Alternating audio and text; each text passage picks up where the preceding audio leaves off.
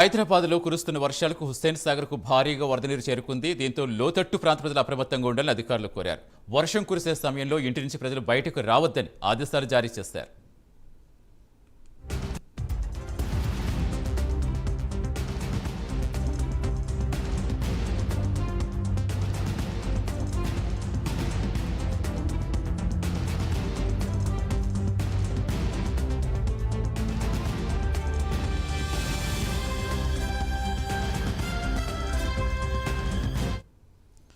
ప్రస్తుతం హుస్సేన్ సాగర్ వద్ద పరిస్థితి గురించేందుకు మా కరెస్పాండెంట్ కుమార్ లైవ్ లో జరుగుతున్నారు. కుమార్, ఎలా ఉంది అక్కడ పరిస్థితి, అసలు ఎలా ఉంది, ఏ ప్రాంతాల ఎఫెక్ట్ అని చెప్తున్నారు, అధికారులు ఎలాంటి కేర్ తీసుకుంటున్నారు, ప్రజలు ఏ విధంగా అప్రమత్తం చేస్తున్నారు?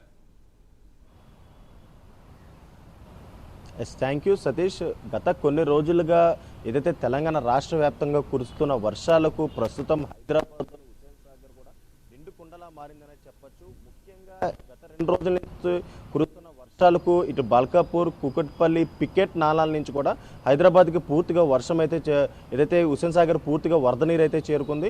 ప్రస్తుతం ఏదైతే హుస్సేన్ సాగర్ దగ్గర ఏదైతే ఎఫ్టీఎల్ అంటే ఫుల్ ట్యాంక్ లెవెల్ని ఆనుకుని కూడా ప్రస్తుతం ఏదైతే హుస్సేన్ సాగర్లో వరద నీరు అయితే చేరుకుంది. ప్రస్తుతం ఇక్కడ నుంచి 4 గేట్లు కూడా ఎత్తి లోతట్టు ప్రాంతాలకు కూడా ప్రస్తుతం వరద నీరు అయితే విడుదల చేస్తున్నారు. ప్రస్తుతం మనం చూడొచ్చు ఇక్కడ హుస్సేన్ సాగర్ను కూడా పూర్తిగా నిండుకుంటలాగైతే మారిందనే చెప్పొచ్చు. అలాగే ఎఫ్టీఎల్కి సంబంధించి కూడా ఇప్పటికే 513.70కి అయితే ఇప్పటికే చేరుకుంది. ముఖ్యంగా చూసుకున్నట్టయితే ఏదైతే గత కొద్ది రోజులుగా కురుస్తున్న భారీ వర్షాలతో కూడా హుస్సేన్ సాగర్లోకి భారీగా వరద నీరు అయితే వచ్చి చేరింది. ముఖ్యంగా దీంతో హుస్సేన్ సాగర్ నిండు కుండలా మారిందనే చెప్పొచ్చు.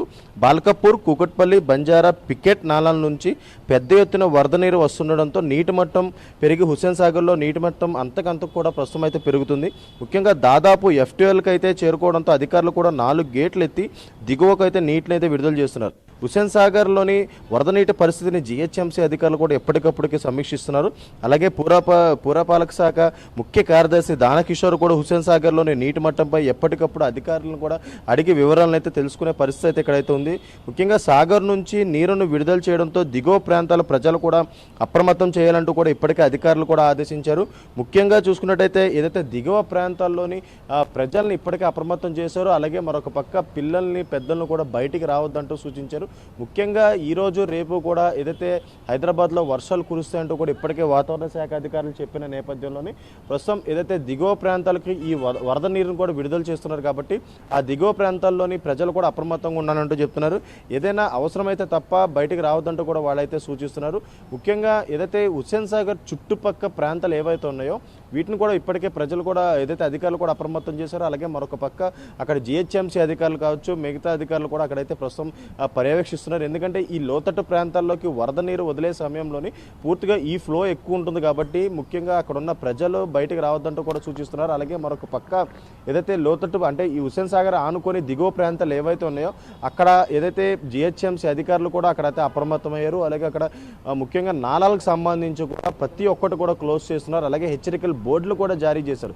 ఎందుకంటే ఈ దిగువ ప్రాంతాల్లోని ఈ వరద నీరు వదిలే సమయంలోని ఈ ఫ్లో కూడా బాగా ఎక్కువగా ఉన్న నేపథ్యంలోనే అక్కడ ఏదైతే ప్రజలు ఇబ్బందులు పడే అవకాశం ఉంది. ముఖ్యంగా ఇప్పటికే అక్కడ ఉన్న ప్రజలను కొంతమందిని కూడా శిథిలావస్థ ఏదైతే శిబిరాలు కూడా చేరవేయడం జరిగింది. అలాగే మరొక పక్క ఏదైతే అక్కడ అధికారులు కూడా ముఖ్యంగా ముందస్తు చర్యల కింద అక్కడైతే అధికారులు కూడా చేరుకొని శిథిలావస్థలో ఉన్న బిల్డింగ్లోని ఎవరైతే ప్రజలు ఉన్నారో వీళ్ళందరినీ కూడా అక్కడి నుంచి తరలించే ప్రయత్నాలు అయితే చేస్తున్నారు.